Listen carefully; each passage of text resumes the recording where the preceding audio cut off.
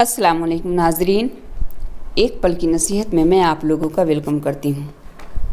شیخ Saadi رحمۃ اللہ علیہ فرماتے ہیں کہ ایک دفعہ بزرگوں کے ایک گروہ کے ساتھ میں کشتی میں بیٹھا تھا۔ ہمارے پیچھے ایک چھوٹی کشتی ڈوب گئی اور اس میں سوار 2 بھائی ایک بھنور میں پھنس گئے۔ میرے ساتھ بزرگوں میں سے ایک نے ملاح سے کہا کہ جلد دونوں بھائیوں کو بچاؤ، تجھے ہر ایک کے عوض 50 دینار دوں گا۔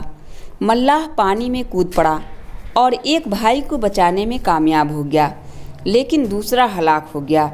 میں نے کہا، اس کی زندگی باقی نہ رہی، تو نے اسے پکڑنے میں سستی کی اور دوسرے کو پکڑنے میں بڑی پھرتی دکھائی۔